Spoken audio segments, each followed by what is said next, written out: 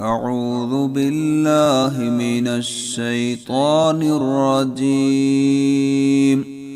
بسم الله الرحمن الرحيم.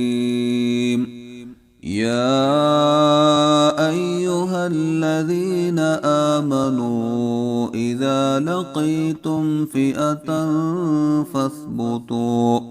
فاثبتوا واذكروا الله كثيرا لعلكم تفلحون.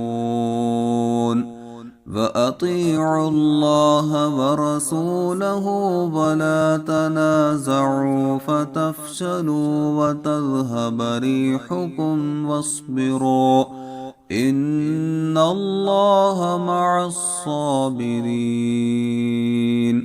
ولا تكونوا كالذين خرجوا من ديارهم بطرا ورئاء الناس